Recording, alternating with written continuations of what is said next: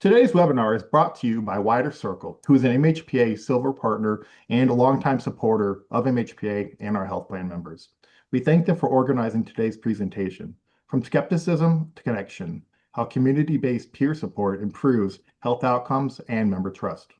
With that, I'm excited to turn things over to Bill Friedman, who serves as Vice President of Payer Engagement at Wider Circle. Bill? Thank you, Patrick. Appreciate it. Hello, everyone, and thank you so much for joining us today. As Patrick said, my name is Bill Friedman. I'm the Vice President of Payer Engagement here at Wider Circle.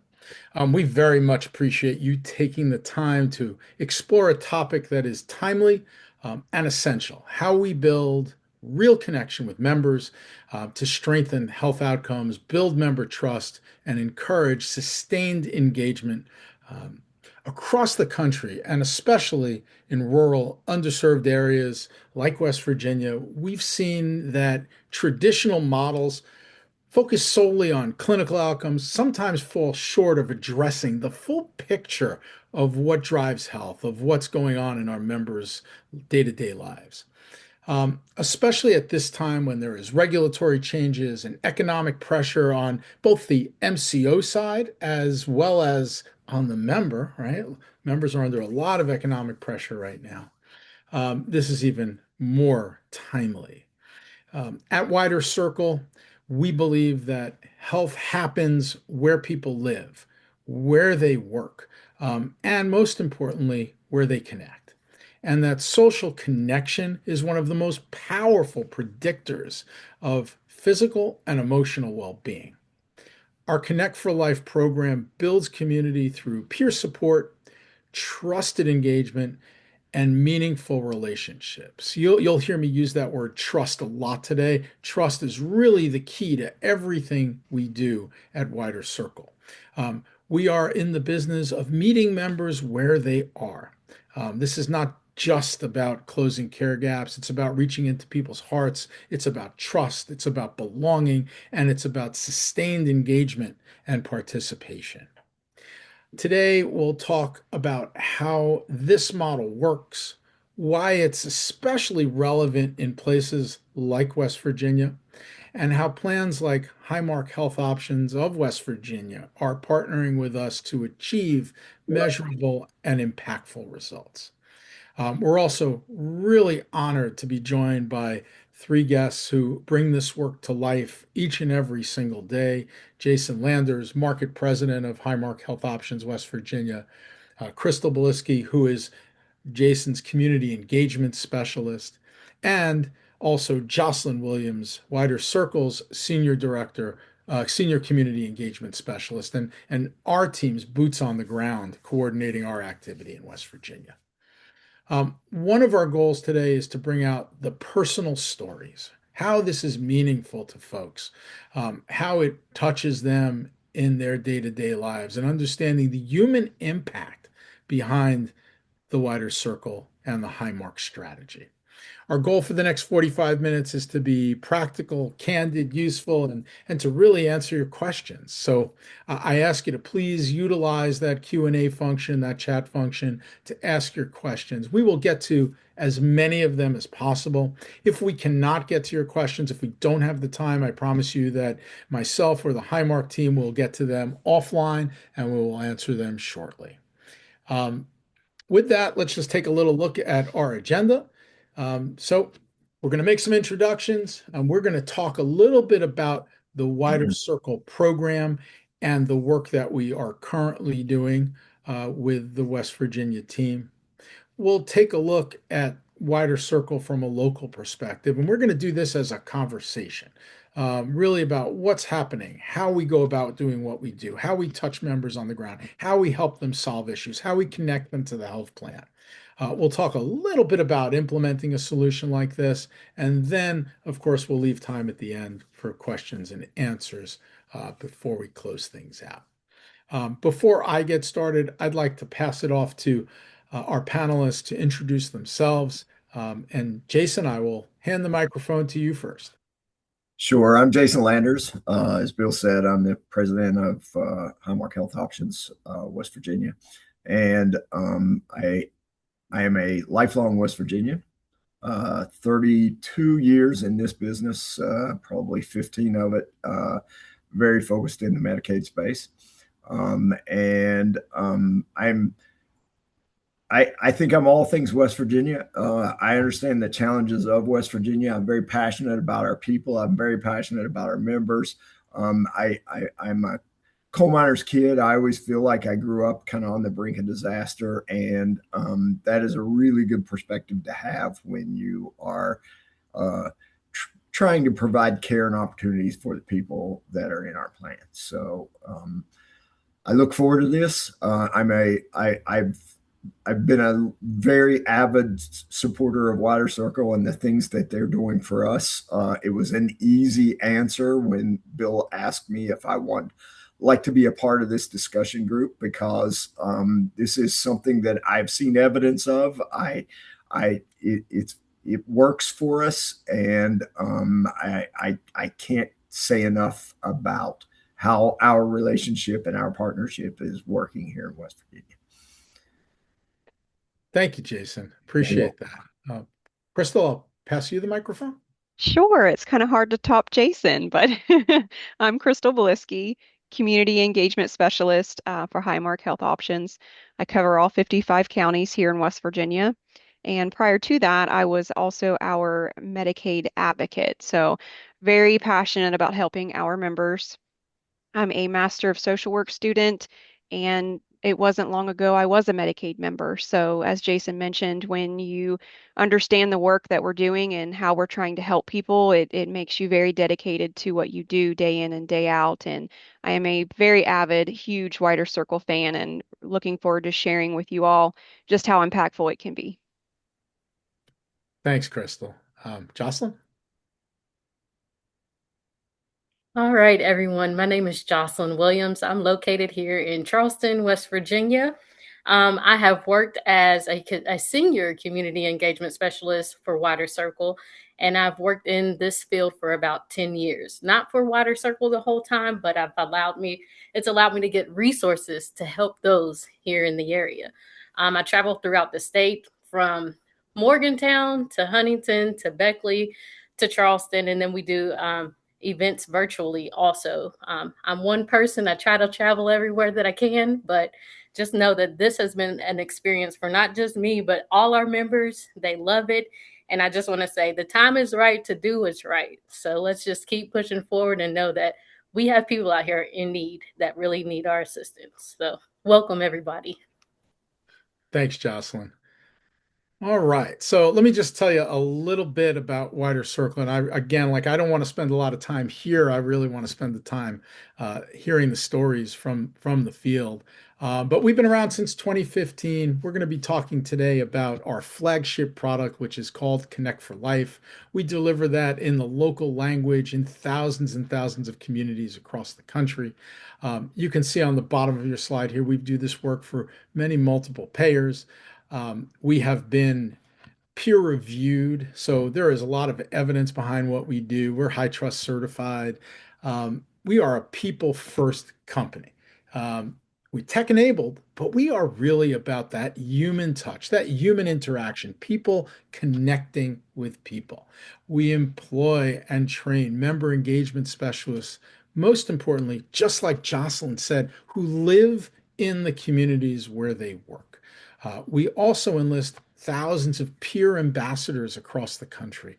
Those are your members who decide that they want to be part of a community and take a role in that community. So they actually are the type of folks who can't help but help. They want to help their friends and neighbors. We help give them purpose. We help get them engaged and get them involved in the program. And we do this, of course, with an eye towards improving quality, health outcomes, member experience, retention, you name it. That's just a little bit about us and our company. A little bit about the program. It really all starts with engagement and awareness.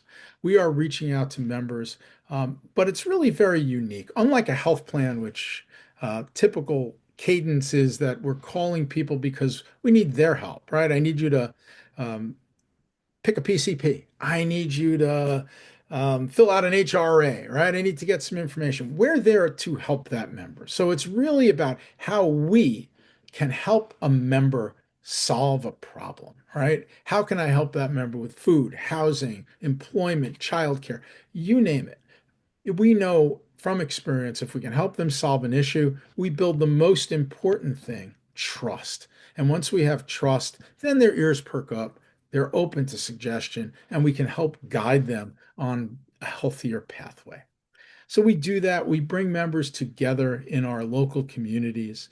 We do this, as Jocelyn said, both virtually and boots on the ground by hosting community events.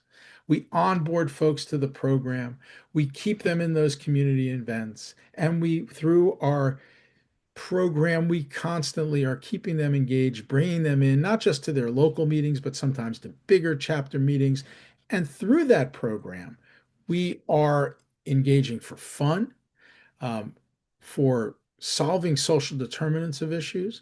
But again, once we have that trust, then we can focus that resource, that trust, to help them take healthier actions, help them pick a PCP, help them get the preventative care that they need, educate them about that, educate about proper utilization, when to go to the ED, but when to use your PCP, when to leverage urgent care.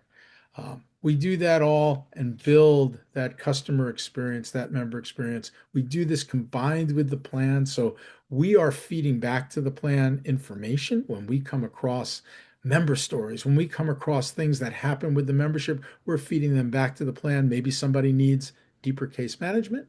And the plan, of course, partners with us to feed members into our program as well. I mentioned that this is not just don't take Bill Friedman's word for it or Jason Lander's word for it. We have been through a Milliman actuarial study, and we're happy to share that with folks. We have been peer reviewed in clinical journals, and this is with a Blue Cross Blue Shield plan in the Medicaid world. So we have health equity outcomes that have been peer reviewed. We have been peer reviewed in our social isolation outcomes, and this was done with a national payer. So there's a ton of evidence behind the work that we are doing each and every day. When we started with Highmark Health Options, they were a brand new plan. And we've helped them, and please, Jason and Jocelyn and Crystal, you guys can throw more information here than I can, right? But we've helped them get the word out. We've helped them connect with members in the local communities, and that membership continues to grow on a rolling basis in the time that we have been partners. We continue to assess members for social determinant of health needs, for health-related social needs, connecting them to resources. And one of the really nice things about what we do, it's not just someone going on a website or us sending them a few resources and saying, here, try and find this. People like Jocelyn are in the community, holding people's hand, helping them get the help they need and closing those gaps. In addition to that, we've seen our event participation grow, both virtually and hyperlocally in the community. And in 2025, about 21% of members participated in at least one in-person or virtual event. That's something that I would consider a great success. So with that, what I'd like to do is turn this into a conversation. We'll go back to the deck later. So maybe I'll start with you, Jason. Sure. Why was a community-based peer support program, first of all, well, it's a double-edged question. Why was it needed in West Virginia, in your state? And from a plan leadership perspective, what unique challenges does, a rural, maybe lower income state face that, a program like this can help solve? Yeah. So a couple of things. You mentioned that we were a new plan, and obviously, I I always overestimate the name recognition of Highmark, but we're definitely not a new company. We actually provide care to every segment of population in 4 states now. So we're kind of all over the map. But we were a new entrant into the Medicaid space. And through a kind of an odd turn of events, we grew organically. And because of that, I really felt like we were really going to have to find ways to differentiate ourselves. And our really kind of our mantra has been, we're going to meet our members where they are. We're going to meet their needs where they are. And in a state like West Virginia, you mentioned, Bill, the challenges of a state like West Virginia, we're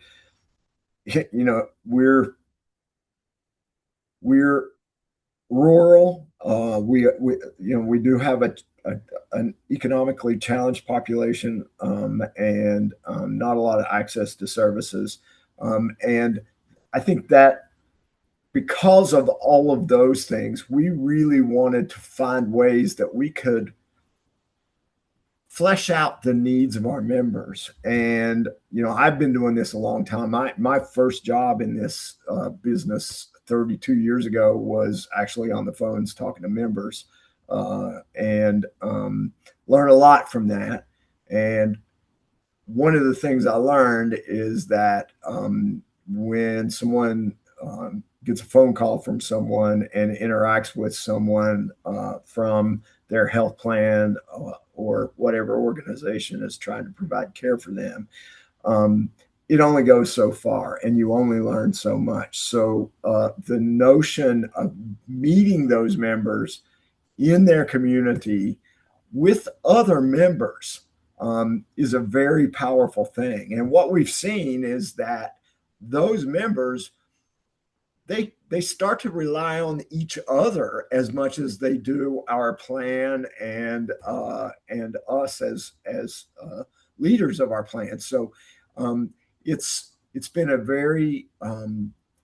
great relationship. We've seen so many anecdotal stories, but even more so, we're having people ask us about our relationship with Wider Circle because our members are talking in the communities. And that's really a fantastic testimony for what we're doing. And I think, what makes it so special is really I talk a lot about West Virginia, but there's we're no different than any other place. And I've run plans in 2 states, West Virginia, Ohio. They're all a little different, but the reality is, when we touch our members in Jocelyn's in Charleston. Charleston's a weird community. It's in our largest county. It's our most urban county, but literally 20 minutes from the capital of West Virginia, and you are in one of the more rural parts of the state. It is even in that county. And to have people that actually understand the nuances of each little community and their needs, and then as they come together as a group, they kind of talk about the things that they're challenged with. We learn from that, but they also learn from each other. And it's just been, I said it earlier, I can't say enough about our partnership. And I think we really only scratch the surface. My mind goes to a million things that we could be doing. Gap closure is one thing, and it's great, and we all work on gap closure. I mean, if you're in the health plan space, that's like table stakes. That's what everybody talks about. That's what everybody's been doing now for 30 years. I was talking about gap closure in 1995 or whenever it was. And that's one thing. But now we're entering with these new challenges of one big, beautiful bill and enhanced redetermination schedules and all of these other things. And we think this is a really unique way that we can actually educate our members on some of these other challenges that they're going to face. And so, again, I think we're just scratching the surface of what this relationship can be. I see a lot of potential, but every day I just feel rewarded by the things that are coming back to me in member stories, and from our clinical teams that are fed information on our members. So sorry, I could probably talk for an hour about this. So I appreciate it, Bill. Your passion is something that I absolutely love, Jason. So please feel free. No one's pulling the microphone out of your hand. Keep going. Maybe, sometimes, and as you know, I've worked on the plan side. I worked on the plan side many years before I came over to the services side of the equation. And sometimes, the plan's perspective is a little different from the member's perspective, and the plan leadership's perspective or the C-suite perspective is different than, the more boots on the ground and the field perspective. So I'm curious, maybe Crystal, I'll throw this one to you. I mean, really the same question. What do you see from that local perspective, from that boots on the ground perspective about, why this program was needed? Why did you need this to help your members? I think the boots on the ground perspective really allows us to see and feel the challenges that our members are facing every day, how disconnected they can feel from their community, the resources they need, and peer support with a reliable support network and individuals like Jocelyn and I who are building trust and encouraging participation and really being consistent in building trust and being there for them goes a long way. And especially starting out, it's hard to make those connections with people because there isn't trust. We're a new face, we're a new person. And so when you work together to build that trust, and for example, me working with community-based organizations around the state, now I have some background on Wider Circle says we have X amount of members in this county. Jocelyn and I have a starting point. And so we can go in together and I can introduce her and she can do member outreach and we can really build something beautiful there and see it grow. And so that's why the partnership is so important because we both bring things to the table. And just one thing to add, I don't mean to jump in there, Crystal, but I just want to say that it truly is a partnership. And I think of Jocelyn as part of our Highmark team, even though that she's a Wider Circle person, she is definitely part of the Highmark team. And I really see Wider Circle as an extension of us. Absolutely. That's great to hear, Jason. I want to say Thank you. appreciate that. I feel like I'm a part of the team, so I don't. You definitely are. I never, when I talk to the members, we've collaborated. I've made sure that they know that we work partnership hand in hand. So that's the whole Wider Circle. There's the whole theme, right, in a nutshell, Yes. right? Yep. One big happy family. Jocelyn, I'm curious, sort of the same question, but like, how do you overcome? You're a West Virginian, you're local. Members are skeptical. All right. Members, don't necessarily want to engage. They're not necessarily picking up the phone. The idea of coming out and meeting, especially maybe from their health plan, right, is somewhat unusual. How do you overcome member skepticism? How does it affect engagement? And how have you moved past that and still get members out there and still get them involved and still get them smiling and help them? I will say it's true dedication. When it comes down to it, I may call a member 2 or 3 times in 1 month just to get an answer. Finally, when you do get that answer, that person might have been going through one of the biggest struggles in their life. So you have to realize that this person is over here. No, they're not going to answer the phone if they can't feed themselves. No, they're not going to answer the phone if they just got diagnosed with cancer. There's certain things where, okay, there's a delay, but let's go ahead and continue to reach out. So that outreach, being boots on the ground, can be kind of tough at times, but I don't give up.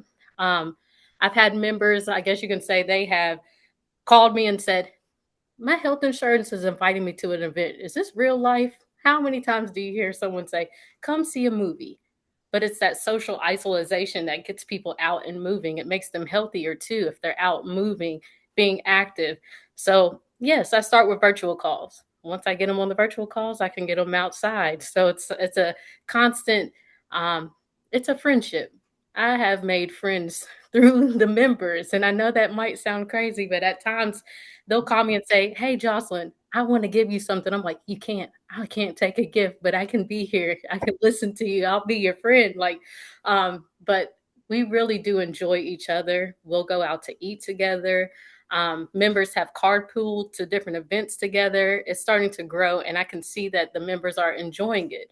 I've had members that just recently came to their first event last week, and he was just so happy to just talk to me about cutting his grass. And I mean, those are the things that it's just like isolation in West Virginia. You could be 20 miles out, but there might not be a house within 5 miles of that house. And it's those people that I'm trying to reach even more because it gives them the opportunity to interact with others. So Water Circle has been great in this state. I want to say that Highmark, you guys are awesome because if it wasn't for you, I wouldn't have the connection with these members. And I think that with Crystal, she gives me when I'm feeling a little bit like what should we do next, she's always been there to assist me. And I think at times if I can't figure out what this member needs or how to assist them, I do reach out to her and she gives me the answer. So we work together. That's great. Thank you, Jocelyn. Your passion, comes through very, very apparently. Someone asked a question in the chat, and it really kind of ties into my next question, which, what are the biggest challenges we're seeing in the field? Maybe I'll pass this off to you first, Crystal. And the question from in chat is, out of all the SDOH challenges, like which one is the most challenging to overcome?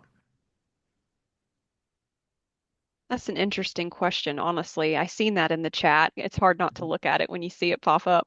Yeah. I think when you ask that as what's the highest, we know it's food insecurity, and we know exactly how to meet that need in many, many ways because we've done it together over and over again. I think one of the most challenging would be housing insecurity. And that just stems from the state that we live in and the lack of resources available. And so, thankfully, we haven't ran into a scenario where it was something we couldn't overcome. But I would say housing is definitely the most challenging. And that just comes from a lack of resources and not a lack of connection. Yeah, I would agree, Crystal. And if I started to type an answer to that question, and my typed answer was going to be, I'm not sure it's the most challenging, but food insecurity is certainly the most prevalent. Yes. It's something that we hear every day.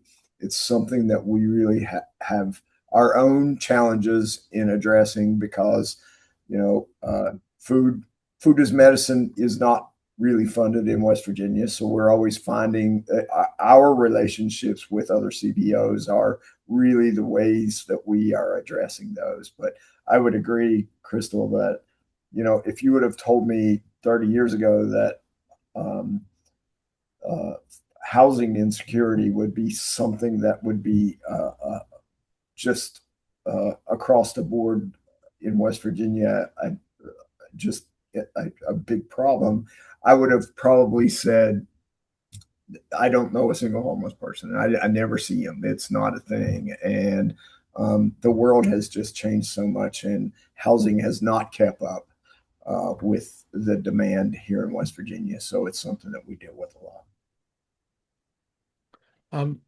Thank you, Jason. Jocelyn, maybe there's a question in chat, and it actually flows right into the next question I had, and the question in chat is, what are those ways you address food insecurity? And what I was going to ask you, to kind of double click on what Jason and Crystal were saying, is that, I know we have all these member stories. I hear them all the time. But like a member comes to you, they're hungry, right? They don't have food, whether it be, groceries, or they don't have baby formula, or, they need a hot meal today. Like, how do you go about, assessing that member, and how do you go about connecting? I will say in the month of March, we have four food events that we're going to be doing in our major areas. And we're actually going to have the members meet us at the grocery store and buy them some food. So those are things that we do. I try to do those quarterly, so that every so often I can reach the members that do come to in-person events. It allows them, I get food boxes from other churches and organizations. So they get a big food box, and then I'll take them to the store also and let them pick out some items that they may need also. That will be happening this month. And then also, when it comes to our virtual members, the ones that can't get to the events, um, after every call, I purchase a gift for each member that participates. And when they participate, they might say, Jocelyn, I am having issues eating and swallowing food. Can you send me Pedialyte? It's too expensive for me to have at this time, or protein shakes. And I will send those to them and they will receive them in the mail. Those different things it's a struggle when you see your members hungry. We have days that I have members that will call me and say, my husband just lost his job. We don't have any food, and all my children are here, and there's no food in the house. I will buy them 3 days worth of food. And I try to make it so that they can make multiple meals so it lasts longer than the 3 days. But I try to do that until I can get them the resources that are needed. Once those resources are in hand, I can get them connected with either SNAP. If they're not, some of them don't even qualify. They might be $20 over.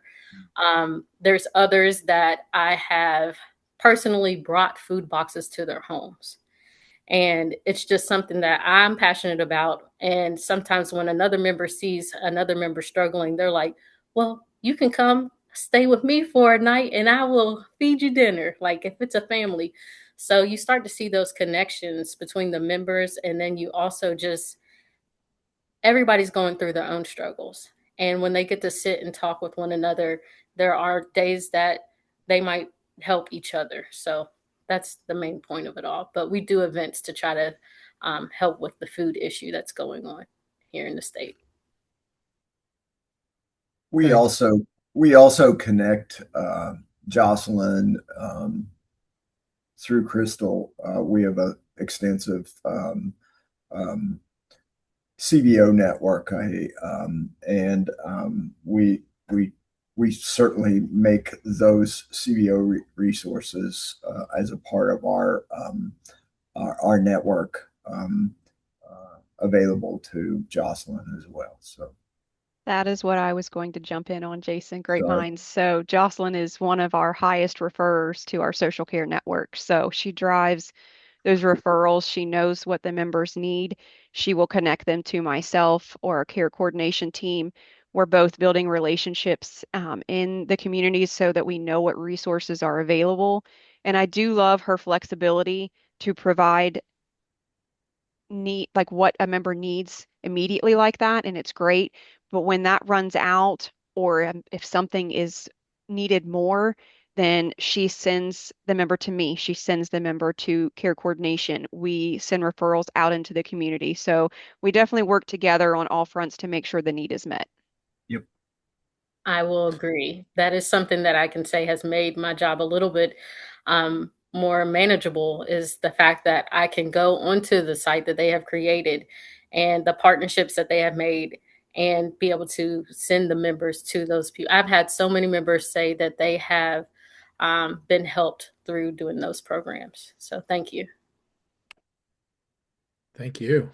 Thinking about some of our programs that we have, there's sometimes it really surprises me the help that people need. Sometimes it's not the obvious. I mean, the story I'm thinking about is not from West Virginia, but from another plan partner that we work with, where a couple of members were out of work, and it came to light in the discussion that they were out of work because both of them had cars that were undrivable and they couldn't get to work. There was a transportation issue, and one of the other members of the group was a former auto mechanic. I think this was a group of DSNP members, and he helped them fix their car. Right, like the community lifting each other up. I'm curious, maybe from Crystal or Jason's perspective, you know, what has surprised you about the program, right? Like, is there any particular things that have come to light and been like, wow, like we didn't realize that, right? Like that was, this is an eye opener. We were able to help this member, but we never would think that, that was the way we were going to help somebody live a better life. I think probably two ways, Bill. The two things kind of stick out. First, um, I mean, I can't say enough about the tenacity of Jocelyn and the things that she does. Um, and one of my favorite stories, and I think you only hear, I think probably this only gets teased out because it is in a peer oriented group setting where we're providing food. I think it was Thanksgiving. I don't remember, but it was probably turkeys or something. And somebody kind of quietly said, can't really make anything because I don't have an oven. And Jocelyn immediately comes in, hears this conversation, and provides that person with a way to cook their food. So that's an amazing thing. And really, I think the thing that, and it was what I hoped for, and every story I hear that excites me are it's just that pure nature of lifting each other up. Um, I think again, I think it's a differentiator for us as a plan, but really, as a West Virginian, I just know that we are resourceful people, and if you put 25 of us in a room and we start talking, we're gonna jump in and try to solve each other's problems. And I think that that is something that really is just inspiring for me. Um, Jason, just kind of switching gears a little bit. I'm curious, health plans have multiple resources, right? Lots of arms. Everyone talks about social determinants and health related social needs and how they address them. And everybody's got CBO partnerships to some degree or another, and different solutions. I'm just curious, why not do this internally? Like, why not stand it up yourself? And why go to an event I like think, this? yeah, I think there's probably a couple of reasons. One, we are a new plan, and as a new plan, sometimes, and I'm hopefully this makes sense, but sometimes it makes more sense to vend out certain things. And there are other people in the market that do kind of things like this, but not quite. So, from my perspective, to find a partner that understood, and the wider circle model is, in my mind, that peer model is really what we were looking for when we were looking for a partner that we could kind of connect our social care network to our members would be through kind of this model of peer discussion kind of in the community. And I just don't know that we as a new plan really could ever even attempt to we we don't we don't do this every day, and Wider Circle does. And for us to even try to establish these community events in this way, and I think would be a tall task for us. And I love the Wider Circle story. The leadership is something that they're just a great group of people, and I think it was just a really easy decision for me to partner with you guys with this particular model. It's exciting for us. Thank you, Jason. Appreciate that. Um, Maybe Crystal, I'm curious. I'm bouncing around kind of on our agenda a little bit here as the clock ticks away, as I knew it would. I'm curious from a plan perspective, how has is there any particular like connective tissue? Like how have you planned the connective tissue? Like how does the team internally work with Wider Circle? How do we work with you? How are we referring people into the plan, referring them back to us? Any kind of lessons for folks who would be standing up a program like this? Absolutely. So we all work very closely together. Obviously, Jocelyn and I stay connected. She provides me with a calendar of events, and that is shared with my internal teams. So, care coordination, member services, they're aware of what's going on in the community. They're aware of what Wider Circle does. They can make referrals of members to Wider Circle and vice versa. So, if Jocelyn runs into a member in the community who needs help with getting an ID card, or they need help with a benefit, whatever that looks like, she can reach me.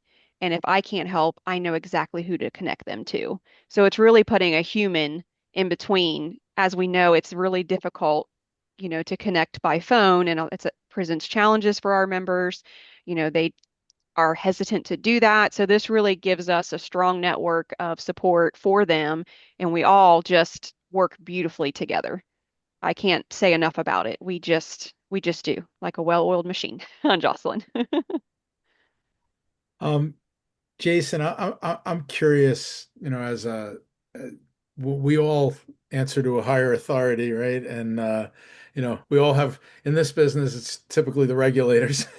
I'm just curious, how from your perspective, how do regulators look at a program like this? And, is it beneficial to you? We deliver you these member stories. Does that, how do you make that upstream? How do you flow that upstream? And what is there a positive effect from that? Yeah, there absolutely is. I think our regulator really wants us to create kind of these value added services that go beyond the traditional Medicaid benefits. And so for us to be able to kind of come armed with, hey, here are the meetings that we're having, and to say that we've got engagement. And you said the number, Bill. I think it was around 20% of our members have engaged in at least one of these events. To be able to say to our regulator, and I assume everyone on here knows that traditionally engagement is one of the challenges in the Medicaid space that we really kind of fight through all the time. That is just in and of itself just an amazing story to go to our regulator and say, hey, here are the things that we're using this for, and here is the level to participation in the program. I think it's an easy story to tell. Also curious, how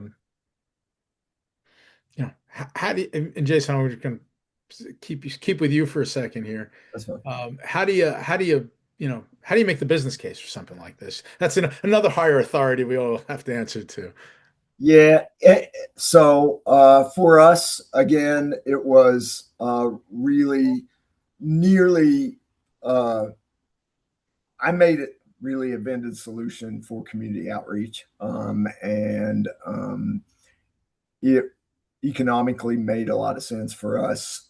First of all, one, we really need to spread kind of awareness of Highmark Health options, and to have regularly scheduled community events where members are gathering. That really is kind of a thing that I get a lot of value from in terms of name recognition and a lot of other things.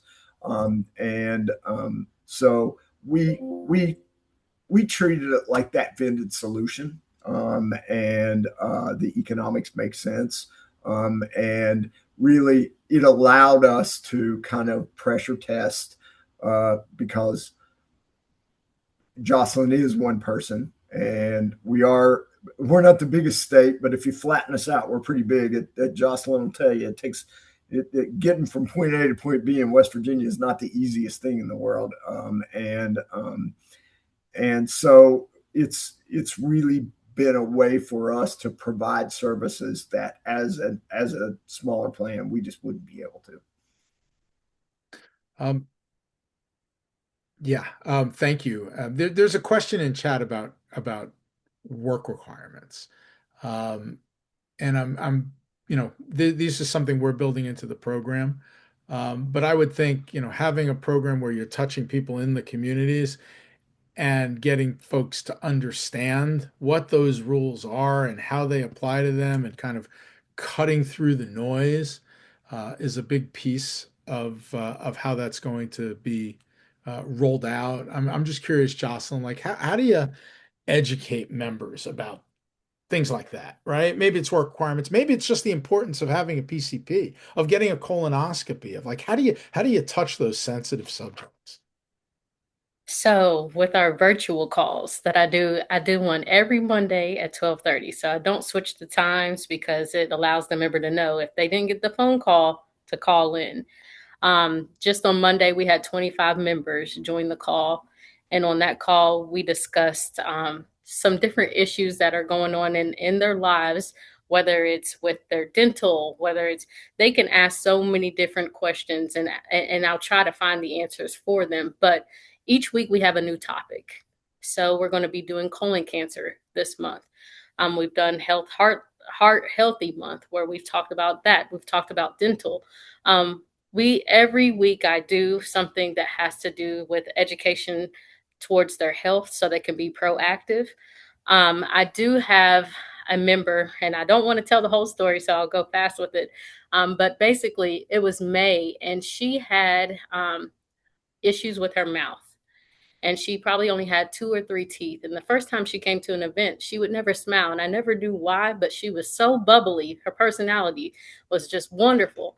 And she said she had heard my call and it made her go to the dentist.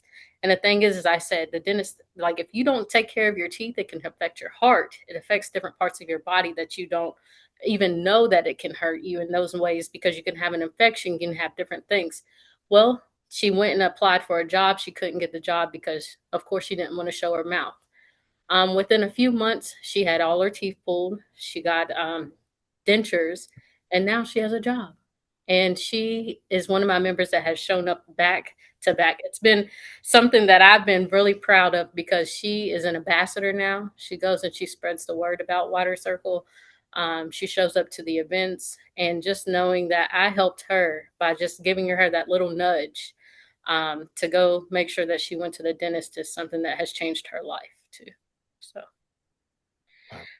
I don't know if that makes any sense, but I'm out here and there's so many stories that I could tell where people were like, I'm having struggles with my mental health. Can you help me? And I'll set them up with a therapist. And then the next time I see them, they're like, that helped me so much. I just got a new job. Or it gets them motivated to get moving. And it's the little things that you do that provide so much for these members. So. And Wider Circle is creating the opportunity to provide that education and interaction. And that's what I'm grateful for. We are able to stop in to any of Jocelyn's events virtually or in person. I had a request for information on barriers to care for our members, and I can go in and visit with them and talk with them and get their feedback and bring it back to the plan. I'm building a member advisory council because Jocelyn has such a great turnout and we work together to make things happen. And it's creating that opportunity through Wider Circle that makes it all possible. That member advisory council is something we've had a lot of success with. I know a lot of plans. Jason, this probably goes back to the regulatory issue, right? How that looks to regulators when members come out and we've had plans that have, and I've been part of these in my plan life where we've planned a big event and 4 people have shown up. Yeah. It's really hard to get people out. We've all thrown a party that no one attended at one time in the Medicaid space. I can guarantee you.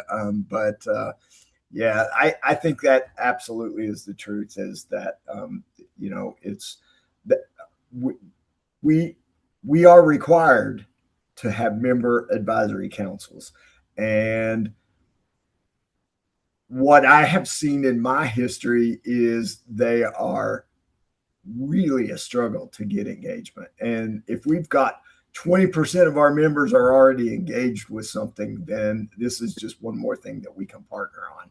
And it makes a lot of sense. And our regulators love that our members are engaged in that. That's great. I'm not going to do it, but I could talk on for an hour about my enthusiasm around Wider Circle and the way we're going to partner on work requirements and redeterminations and all things OB3 to touch that last question just a moment.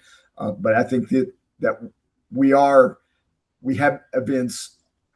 Jocelyn puts things on. We're certainly going to share our education around work requirements and redetermination with Jocelyn so that she can share that with members. And, as I said in the beginning, I can make, we as an organization can make 20,000 phone calls to members, one to one to one to one. They're never going to talk to us. You put them in a room with 25 of their friends and you actually can accomplish something. And oh, by the way, they've got relatives, they've got family, they've got friends that they also share that information with. That's great. Well, you say you can talk for an hour about it, and we almost just did. So Yeah. look at that. It goes quickly. I'm just curious, maybe last question before we close things out. Any lessons learned, right? Like, if you're going to do it again, what you might do differently. Any ways, any snake pits to avoid maybe for other plans considering a solution like this? I can't really, it's gone so well for us. I probably would struggle to find the snake pit. The snake pit really is our own challenges around West Virginia.